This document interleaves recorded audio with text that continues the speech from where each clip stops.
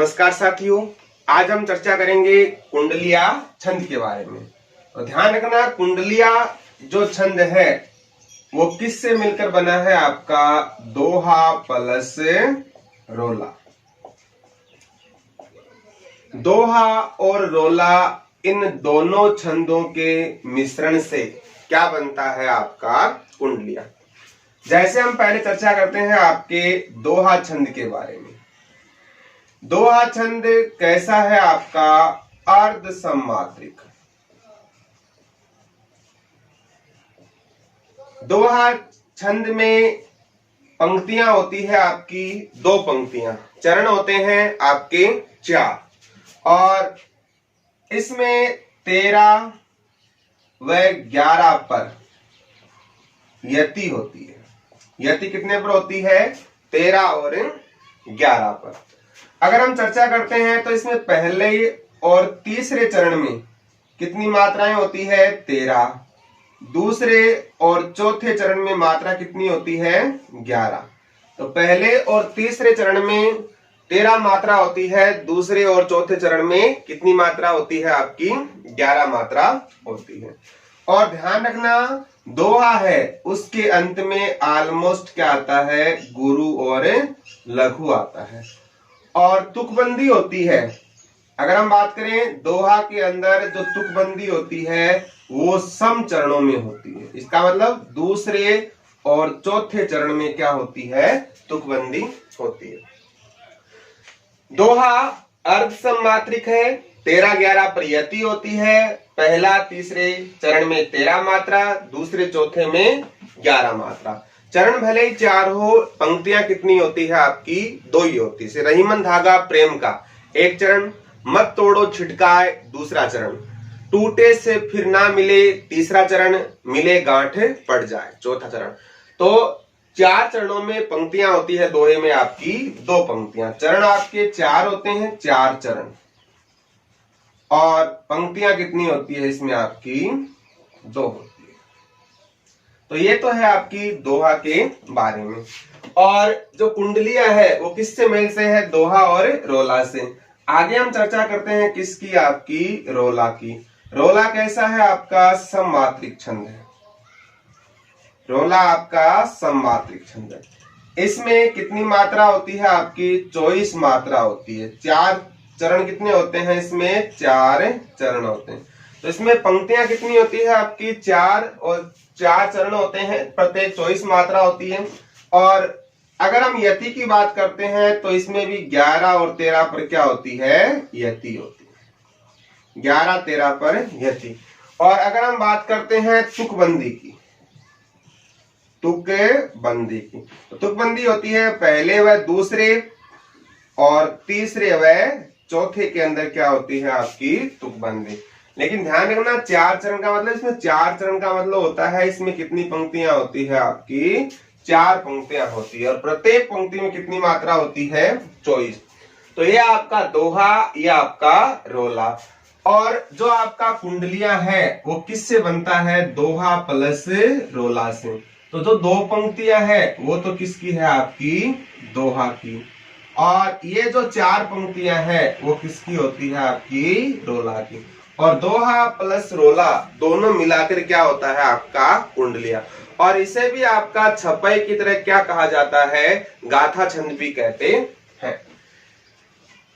तो पहले आपको पढ़ना है दोहा, रोला, और इन दोनों का सम्मिश्रण क्या होता है? आपका कुंडलिया। तो इसका स्क्रीनशॉट लीजिए, हम चर्चा करेंगे बाद में इसके बारे में।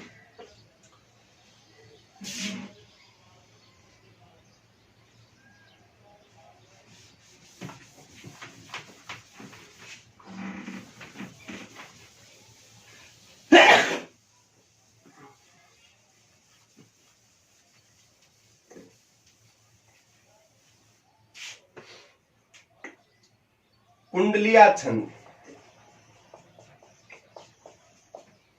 जिसे गाथा छंद भी कहा जाता है, ये कैसा होता है? आपका विषम मात्रिक छंद होता है। कैसा छंद है? आपका विषम मात्रिक छंद है। अब इसके अंदर चरण कितने होते हैं? आपके 6 चरण होते हैं, यानी 6 पंक्तियां होती है।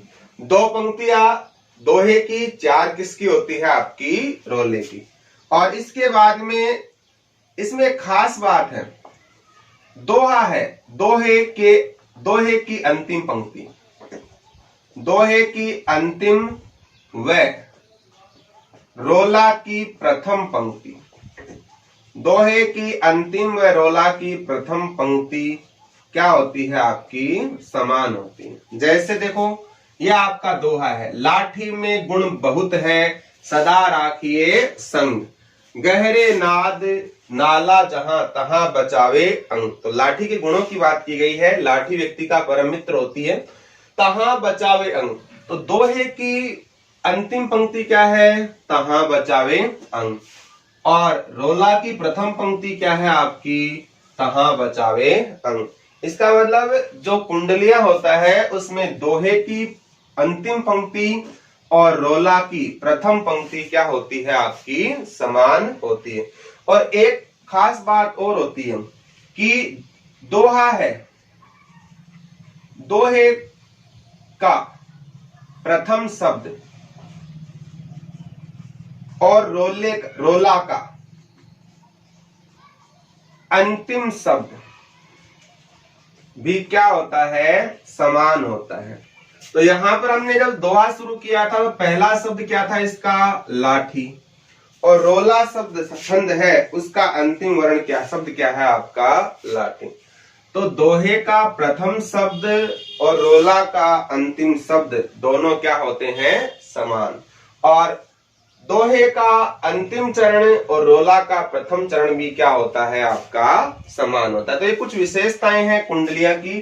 कुंडलियां विषम मात्रिक छंद होता है, 6 चरण होते हैं, दोहे की अंतिम पंक्ति, रोला की प्रथम पंक्ति समान, और दोहे का प्रथम शब्द और रोले का अंतिम शब्द क्या होता है? समान होता है। इसे क्या कहा जाता है? गाथा छंद भी कहा जाता है।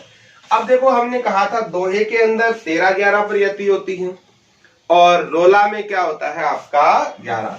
अब देखो, दोहे में 13-11 प्रयति है या नहीं, मात्राएं गिनते हैं इसकी।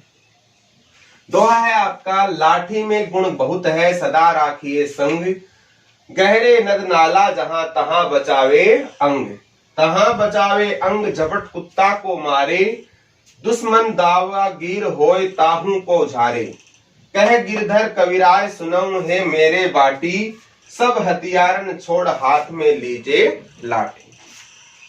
ला आ है गुरु, ठी बड़ा है गुरु, में गुरु, गु छोटा, लघु लघु, लघु लघु लघु, गुरु लघु गुरु, गुरु लघु और गुरु, अनुस्वार है गुरु और लघु। ध्यान रखना, दोहा है उसके अंत में क्या आता है? आपका गुरु लघु। दोहा है उसके अंत में बढ़िया कौन सा रहता है? आपका गुरु और लघु। अब देखो, दोहा है इसमें 13-11 पर है या नहीं? 2, 4, 6, 7, 8, 9, 10, 11, 2, 13। तो यहां से लेकर यहां तक जो यति है, कोमा है, यहां तक कितने मात्रा है? 13।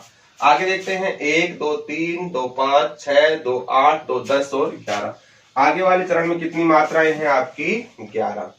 और देखो, तुकबंदी कहाँ होती है? संग अंग। ये कौन सा है? दूसरा। और ये कौन सा चरण है? दोहे का चौथा। तो समान जो चरण होते हैं उसमें क्या होती है? तुकबंदी। अब इसमें देखते हैं मात्रा सही है या नहीं। 1, 2, 4, 5, 6, 8, 10, 11, 2, 13। कहा में 1, 2, 3, 4, 5, 6, 7, 8, 9, 10, 11। यहां भी कितने पर है? 13 और 11 पर। आगे देखते हैं हम, 1, 2, 3, 4, 2, 6, 2, 8, 10, 1, 11। 11 पर क्या है? यति। फिर 1, 2, 3, कुत्ता में तय आता है, तो इसलिए पहले वाली मात्रा छोटी है, क्या हो जाएगी? बड़ी। 3, 2, 5, 2, 7, 2, 9, 2, 11, 2, 13। तो रोला में कितने पर होती है? 11 और 13 पर। 1, 2, 3, 4, 6, 8, 10, 11। 11 पर क्या है? यति। 2, 3, 2, 5, 7, 8, 9, 10, 11, 2, 13। 1 2 3 4 5 6 7 8 9 10 नहीं 2 2 4 2 6 8 2 10 1 11 1 2 3 2 5 2 7 2 9 2 11 और 2 13 1 2 3 4 5 6 7 8 10 1 11 हाथ में 2 1 3 2 5 2 7 2 9 2 11 2 13। तो ध्यान रखना दोहा में तो होता है 11 13 11 पर यति और दोहा की लाइनें कितनी होती है 2 और चरण कितने होते हैं 4। रोला है उसकी पंक्तियां कितनी होती है आपकी 4 पंक्तियां होती है। तो यह आपका क्या है कुंडलियां छंद। दोनों मिलकर दोहा प्लस रोला जब दोनों साथ दे रखे हो तो आपका क्या माना जाएगा कुंडलिया। अगर सीधा आ जाए केवल 2 ही पंक्ति दे रखी हो तो आपका क्या रहेगा दोहा। अगर 4 पंक्ति में 11 13 पर यति हो तो फिर क्या हो जाएगा आपका रोला। और दोनों साथ आ जाए तो क्या होता है विषम मात्रिका मतलब होता है देखो अर्ध सम्मात्रिका मतलब तो ये होता है जिसके चारों चरणों में मात्रा क्या हो समान हो। अर्ध सम का मतलब होता है दोहा है दोहा में पहले और तीसरे में मात्रा समान है दूसरे चौथे में क्या है समान है मतलब आदि मात्रा समान है इसलिए क्या हो गया अर्ध सम।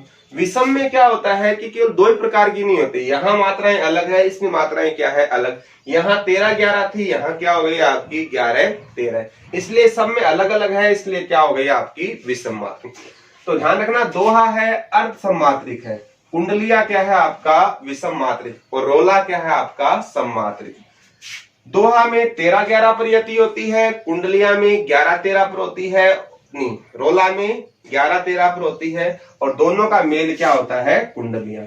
दोहा में 2 पंक्तियां होती है रोला में 4 होती है कुंडलिया में कितनी पंक्तियां होती है आपकी 6 पंक्तियां होती है। दोहे की अंतिम पंक्ति और रोला की प्रथम पंक्ति समान होती है दोहे का प्रथम शब्द और रोला का अंतिम शब्द भी क्या होता है आपका समान होता है। तो इसका स्क्रीनशॉट लीजिए आप।